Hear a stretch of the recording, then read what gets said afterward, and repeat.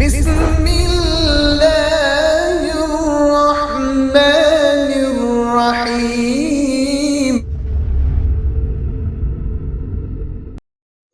Bismillah ar-Rahman ar-Rahim. Welcome to lesson 2 on Islamic inheritance. Inshallah, in today's lesson, we'll be going over the الفروض. So, we learned in the last lesson that when an individual passes away, the first thing that is to be done is his wealth will be used on his burial expenses. After that, any debts that he has will be paid off. And after that, if he's left a wasiyah, then his wasiyah can be enacted or will be carried out up to 1/3 of his wealth. After this, we need to understand that we have an order of distribution, which means from the relatives who will receive the wealth first and second and third. So first we say that the Ashabul Furud or the Wil Furud will receive the wealth. If anything is left over, it's passed on to the Asabat, and if none of these two categories are present, then the money will be passed over, the wealth will be passed over onto the Zawil Arham. So what do these terms mean? Zawi, without going into too much Nahwu detail, that would defeat the purpose of the lesson, but very briefly, we should know that the word Zu, meaning Sahib, its plural is Zawu and Zawi. So Zawi in the Nasab and Jar state. So Zawil Furud.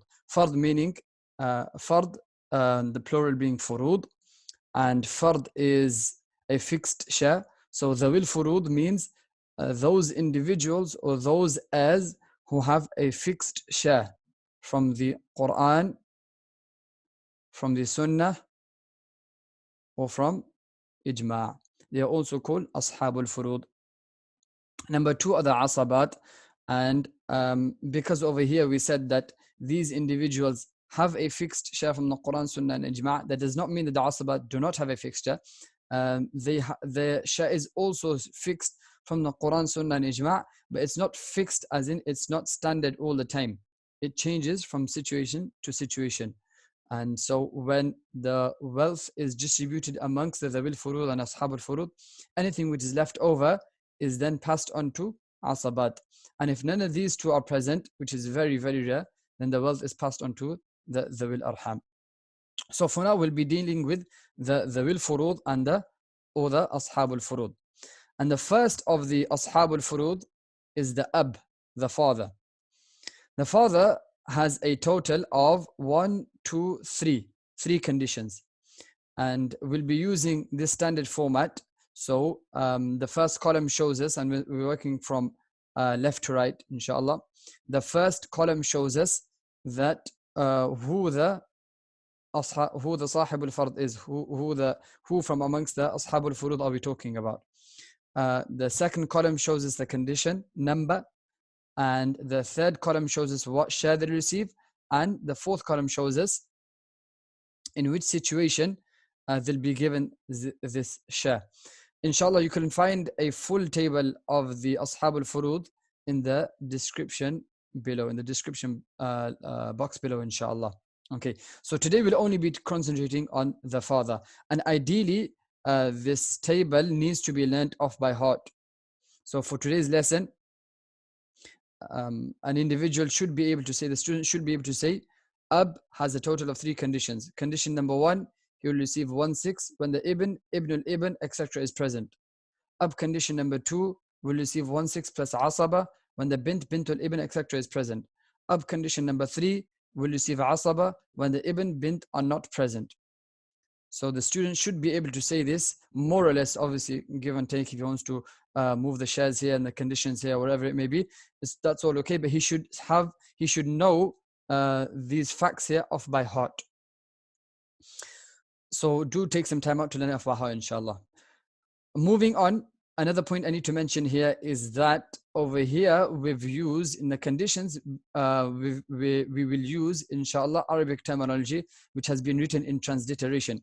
The reason it's written in transliteration is because it flows with the text. So if I was to write in Arabic, obviously Arabic being from right to left, and then English being from left to right, it's easier flowing.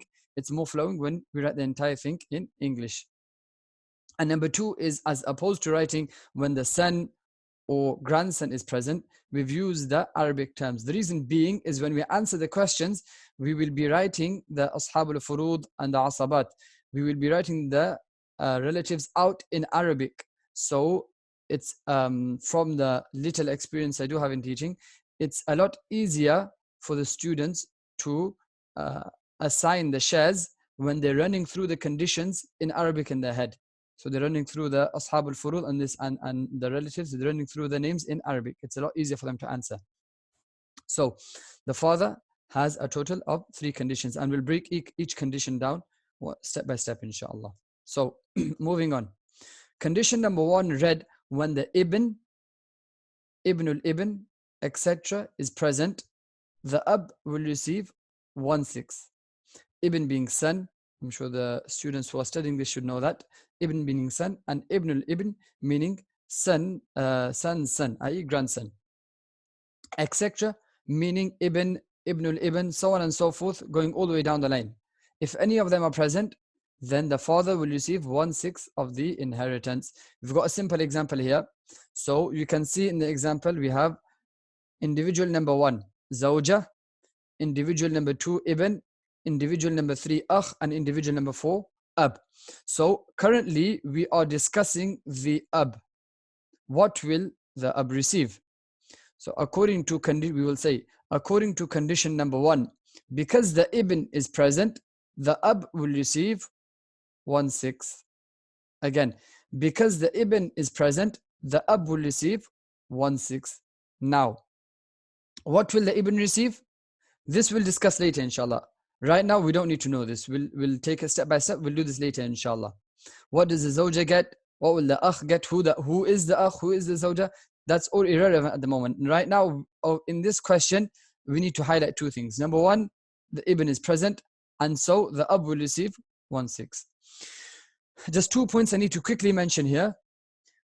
Point number 1 being that when we write these relatives' names here, these relatives, these individuals are the relation to the deceased, not to the individual asking the question. So we may have an individual who's deceased. Let's say his name is Muhammad. Okay, Muhammad's wife will be the zawja. Muhammad's son will be the ibn. Muhammad's brother will be the akh. Muhammad's father will be the ab. Perhaps Muhammad might have a son called Zayd. Zayd is asking the question. Now, when Zayd asks the question to the mufti or to the scholar, whoever it is, Zayd will say, oh yes, I have a mother. I also have a brother. I also have an uncle.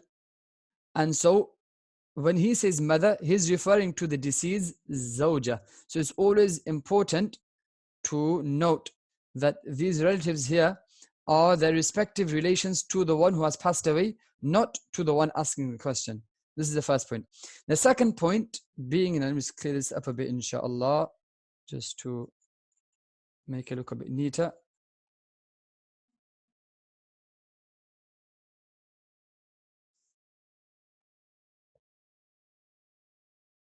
The second point being, generally when answering mirath questions, there's 2 ways of formatting your answer. Okay, so people who have studied mirath before and maybe taking this as a refresher course may have come across that there are 2 formats in answering the question. What we're using right now, I like to call it the lineal method. So it comes in the form of a line. That's just a fancy way of saying it comes in the form of a line. There's also a quadratic format, which is just a fancy way of saying putting things in a square or a box. So it'll be written like this: zawja, ibn, akh, ab, and then the shares will be written here. So we discussed that because the ibn is present, the ab will get 1/6. 1/6, sorry. So they work in a quadratic format. Inshallah, for this series, we will be sticking to the lineal method, which is working this way, inshallah. Both ways are good, but for the sake of consistency, inshallah, we'll be sticking to the lineal method. So back to the condition, inshallah. When the ibn al-ibn is present, the ab receives 1/6. Okay, that's condition number 1 done.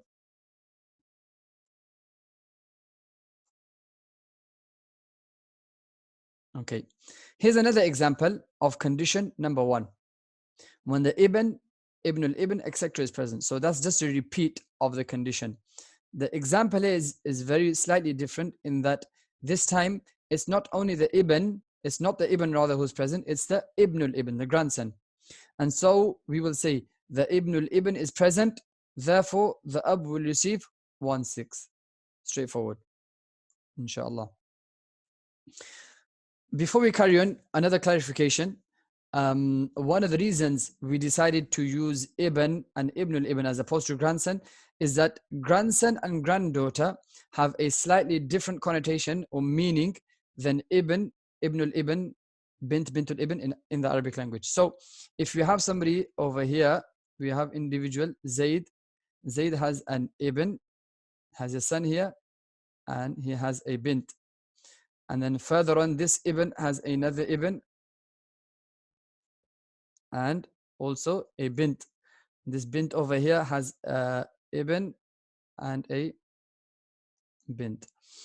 In Islamic inheritance, in ilm al-mirath, ilm al-fara'id, the الفروض, ashab al-furud are basically everyone on this side over here. So the ibn al-ibn and bint al-ibn, which we'll discuss later inshallah. The ibn al-bint is not part of the al-furud, ashab al-furud, and the bint al-bint is also not part of the ashab al-furud. However, in English, this individual here and this individual here, both individual A and B would be referred to as the grandson. That's why it's easier to say ibn al-ibn as opposed to grandson, inshallah. And that's why we'll be sticking to these terminologies throughout our lesson. Okay, condition number 2, which inshallah you're learning off by heart, says when the bint al-ibn is present, the father receives 1/6 plus asaba. So we have a very simple example here.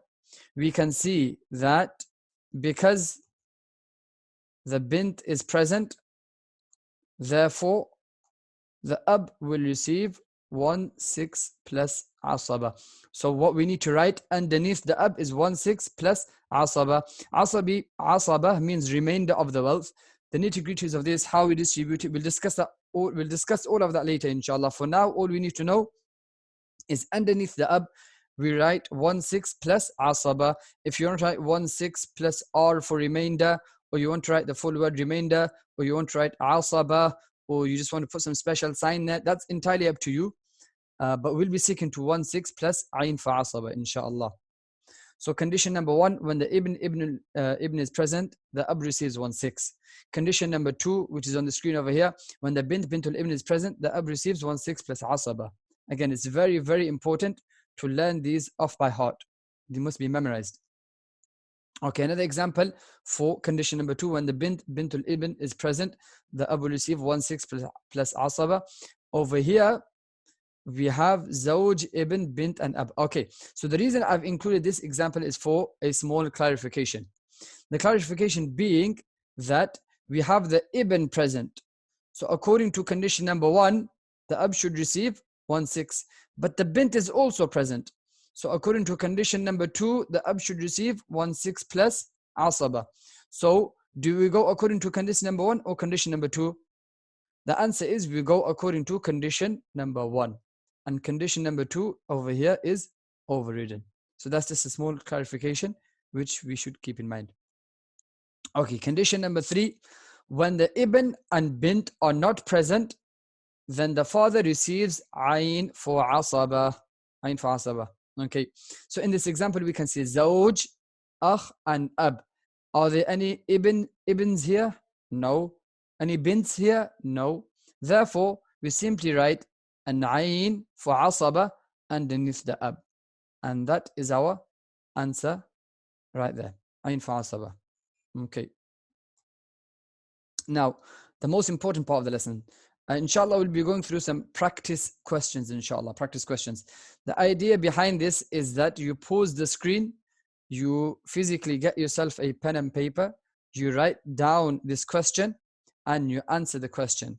No matter how easy it might seem right now, slowly but surely, we will be developing, inshallah, and the questions will become harder to answer only mentally. So from now, inshallah, get into a habit of writing the questions out and writing it down on paper. Not only that, but if you can, also write down according to what condition you gave the share.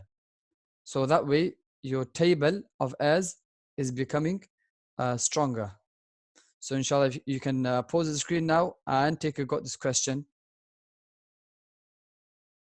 Okay, so in this question, we will say that the ab will receive 1/6 plus asaba according to condition number 2. So I'll try C2 here. According to condition number 2, because the bintul ibn is present, the ab receives 1/6 plus asaba. Next question. Take a pause, pause the screen, pause the video, and take a go at the question, inshallah. So the answer in this question is, we will say, according to condition number 1, the ab will receive 1/6 because the ibn is present. Next question.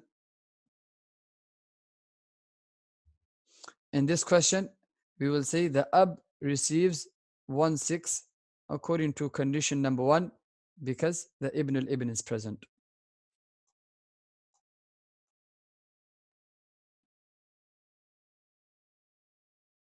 In this question, we will say the ab according to condition number 3 receives asaba. And inshallah, I'm starting off with, I'm not sure, 5 or 6 practice questions in this video. And the practice questions will increase because it is ultimately practice that will make us understand the heirs who have fixtures better and properly. And it is practice that will take us closer to perfection, inshallah.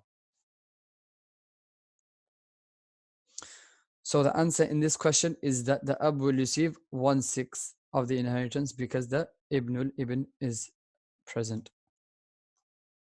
Okay. Another thing we'll be doing after each lesson is, inshallah, if you can have a go at our after lesson questions, find the link in the description below. So in the description box below, there should be a link to some Google Forms, and using that, you can answer some questions, inshallah. The more we practice, the stronger our knowledge becomes, and the more we practice, then the more our learning will be consolidated, inshallah. So take a go at those questions, and once you answer the questions and you submit the form, you can also see the answers there to see how well you've done. Jazakumullah.